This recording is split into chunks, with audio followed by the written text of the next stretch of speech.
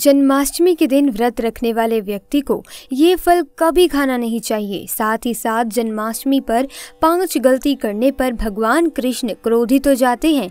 ऐसा पाप कभी मत करना। इसी के साथ ही दोस्तों, साल 2022 में कृष्ण जन्माष्टमी की डेट को लेकर बहुत कंफ्यूजन है। भाद्रपद के कृष्ण पक्ष की अष्टमी तिथि 2 दिन पड़ रही है। जानते हैं क्या है कृष्ण जन्माष्टमी की सही तारीख और मुहूर्त। भाद्रपद महीने की शुरुआत 13 अगस्त से हो रही है। भादों में जन्माष्टमी का त्योहार बड़े धूमधाम से मनाया जाता है। इस दिन रोहिणी नक्षत्र में कान्हा का जन्म हुआ। श्री कृष्ण जयंती पर बाल गोपाल के आगमन के लिए मंदिरों और घरों में विशेष साज सजावट की जाती है। 56 भोग बनाए जाते हैं, कीर्तन किए जाते हैं। इस बार जन्माष्टमी पर कई शुभ योग भी बन रहे हैं। इस साल भाद्रपद के कृष्ण पक्ष की अष्टमी तिथि 2 दिन पड़ रही है, जिसमें कृष्ण जन्माष्टमी की डेट को लेकर लोगों में थोड़ी कंफ्यूजन की स्थिति है। भाद्रपद मास के कृष्ण पक्ष की अष्टमी तिथि 18 अगस्त 2022 गुरुवार की रात 9:21 से शुरू होगी। अष्टमी तिथि का समापन 19 अगस्त 2022 शुक्रवार की रात 10:50 पर होगी। धार्मिक मान्यताओं के अनुसार कृष्ण का जन्म मध्य रात्रि में हुआ था। इस लिहाज से कई लोग जन्माष्टमी 18 अगस्त को मनाएंगे। वहीं सूर्योदय के अनुसार 19 अगस्त को जन्माष्टमी मनाना भी उत्तम है। मान्यताओं के अनुसार गृहस्थ जीवन जीने वाले 18 अगस्त को जन्मोत्सव मनाएंगे। वहीं बांके बिहारी मंदिर और द्वारकाधीश में श्री कृष्ण जन्माष्टमी का उत्सव 19 अगस्त को मनाया जाएगा। जन्माष्टमी 2022 कृष्ण पूजा मुहूर्त। श्री कृष्ण पूजा का शुभ मुहूर्त 18 अगस्त रात्रि 12:20 से 1:05 तक रहेगा। पूजा अवधि 45 मिनट। व्रत पारण समय 19 अगस्त रात्रि 10:59 के बाद। जन्माष्टमी पर क्या शुभ योग बन रहे हैं। जन्माष्टमी पर इस साल रिद्धि और ध्रुव योग का संयोग बन रहा है, जो इस दिन के महत्व में वृद्धि करेगा। वृद्धि योग 17 अगस्त 2022 रात 8:56 से शुरू होगा और 18 अगस्त रात 8:41 पर समाप्त हो जाएगा। वृद्धि योग में कान्हा की पूजा से घर में समृद्धि में बढ़ोतरी होती है। ध्रुव योग की शुरुआत 18 अगस्त 2022 रात 8:41 से शुरू होगी और इसका समापन 19 अगस्त रात 8:59 पर खत्म होगा। जन्माष्टमी का त्योहार श्री कृष्ण के जन्मोत्सव के रूप में मनाया जाता है। इस दिन लोग कृष्ण जी की भक्ति में लीन होकर पूजा करते हैं और मनोकामनाओं की पूर्ति के लिए प्रार्थना करते हैं। इस दिन मंदिरों में सजावट के साथ घर में भी सजावट की जाती है और लड्डू गोपाल का पूजन किया जाता है। ऐसी मान्यता है कि जो व्यक्ति विधि पूर्वक पूजन करता है उसे सभी पापों से मुक्ति मिलती है और जीवन में सफलता का मार्ग खुलता है। ऐसी मान्यता है कि कृष्ण जी के बाल रूप का पूजन रात्रि में उनके जन्म के समय ही करना शुभ होता है। यदि आप भी जन्माष्टमी पूजन की सही विधि जानना चाहते हैं तो आइए वो भी जान लेते हैं कि इसकी सही विधि और राशि के अनुसार कैसे पूजा करना शुभ होगा। क्योंकि दोस्तों, जितनी विधि जरूरी है उतना ये भी जरूरी है कि राशि के अनुसार पूजा कैसे करना हमारे लिए शुभ साबित हो सकता है। तो बिना किसी देरी के आइए वो भी जान लेते हैं। कान्हा की पूजा शुरू करने से पहले स्नान आदि से मुक्त होकर साफ वस्त्र धारण करें। एक चौकी पर साफ कपड़ा बिछाएं और लड्डू गोपाल को स्थापित करें।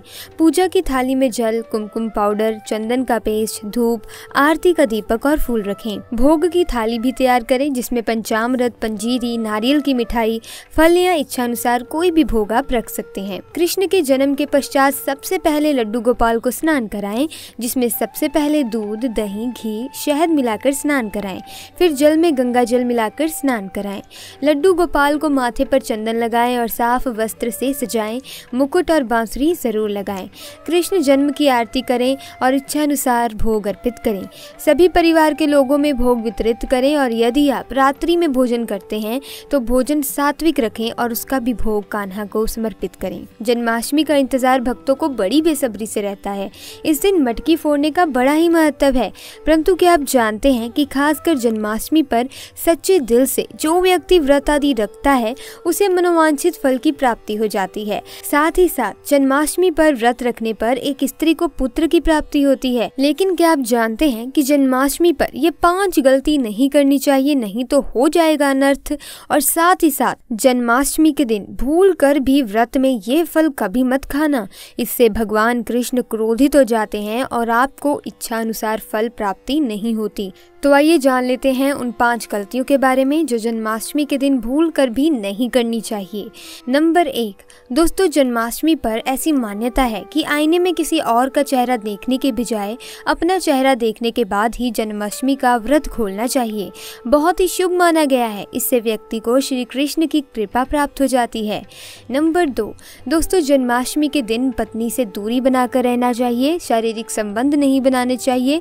इस दिन भोग विलास से दूर रहें, ऐसा करने पर व्यक्ति को नर्क जाना पड़ सकता है। नंबर 3, दोस्तों गाय को नहीं सताना चाहिए। भगवान कृष्ण गाय को अधिक प्रेम करते हैं। मान्यता है कि जन्माष्टमी के दिन गाय के मस्तक पर हाथ लगाने पर या चूमने पर व्यक्ति को कई हजार गुना पुण्य की प्राप्ति होती है। ऐसा हर जन्माष्टमी के दिन हर व्यक्ति को करना चाहिए, क्योंकि इस दिन गाय के मस्तक पर स्थायी रूप से श्री कृष्ण का वास होता है। नंबर 4, दोस्तों जन्माष्टमी के दिन तुलसी के पत्ते नहीं तोड़ने चाहिए। माना जाता है कि खास जन्माष्टमी के दिन भूल कर भी तुलसी के पत्ते ना तोड़ें, क्योंकि भगवान श्री कृष्ण को विष्णु का ही अवतार माना गया है और तुलसी को भगवान विष्णु अत्यंत प्रिय है। इसीलिए इस दिन तुलसी के पत्ते तोड़ना शुभ नहीं माना जाता। आप तुलसी के पत्ते पहले ही तोड़कर रख लें। नंबर 5, दोस्तों जन्माष्टमी पर लहसुन, प्याज, मांस, मदिरा का सेवन नहीं करना चाहिए। किसी का अपमान भी नहीं करना चाहिए। दोस्तों वैसे तो कभी भी किसी का भी बेवजह अपमान नहीं करना चाहिए। आप किसी का अपमान ना करें। तो दोस्तों अगर बात करें कि जन्माष्टमी के दिन कौन सा फल नहीं खाना चाहिए, तो वो है नाशपाती। दोस्तों माना जाता है कि जन्माष्टमी के व्रत में व्रत रखने वाले व्यक्ति को नाशपाती का सेवन भूलकर भी नहीं करना चाहिए। इस फल का नाम नाश यानी नाश करने वाला होता है। इसे आप किसी और दिन खा सकते हैं, लेकिन व्रत में कभी ना खाएं। भगवान कृष्ण को ये फल कभी अर्पित ना करें, इससे आपका व्रत भंग हो सकता है। इसी के साथ दोस्तों ये भी जान लेते हैं कि व्यक्ति की राशि के अनुसार उन्हें पूजन कैसे करना चाहिए जन्माष्टमी के पर्व पर श्री कृष्ण का, ताकि आपको उसका फल मिल सके। तो दोस्तों मेष राशि वाले जातक, यदि आप लड्डू गोपाल को शंख में जल डालकर स्नान कराएंगे और तिलक लगाएंगे तो ये आपके लिए शुभ होगा। आप लड्डू गोपाल को गुलाबी वस्त्रों से सजाएं।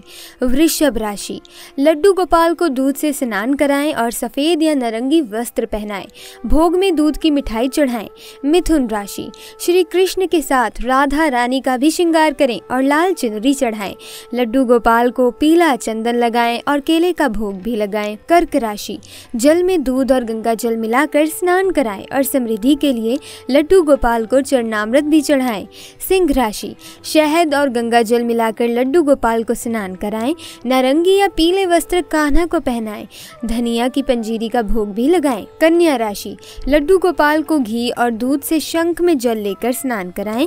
हरे रंग के वस्त्र पहनाकर उन्हें सजाएं। भोग में चरणामृत अर्पित करें। तुला राशि, लड्डू गोपाल को दूध और चीनी से स्नान कराएं। चंदन का तिलक लगाएं। माखन मिश्री का भोग लगाएं। वृश्चिक राशि, गंगा जल से लड्डू गोपाल को स्नान कराएं। नारंगी वस्त्र पहनाकर उन्हें कुमकुम का तिलक लगाएं। भोग में नारियल और मखाना भी चढ़ाएं। धनु राशि, लड्डू गोपाल को दूध से स्नान कराएं। लाल वस्त्रों से सजाएं और नारियल पाक का भोग लगाएं। मकर राशि, कान्हा को दूध से स्नान कराएं। आटे की पंजीरी का भोग लगाएं और भोग में तुलसी दल अवश्य रखें। कुंभ राशि, लड्डू गोपाल को दूध और सही से स्नान कराएं। हरे या नीले रंग के वस्त्रों से सजाएं और भोग में बेसन की मिठाई चढ़ाएं। मीन राशि, पंचामृत से लड्डू गोपाल को स्नान कराएं और दूध की मिठाई के साथ धनिये की पंजीरी का भोग लगाएं। कान्हा को यदि आप लाल वस्त्र पहनाएंगे तो आपके लिए शुभ होगा। इस प्रकार जन्माष्टमी में विधि पूर्वक किया गया पूजन विशेष रूप से फलदायी होगा और आपकी मनोकामनाओं की पूर्ति करेगा।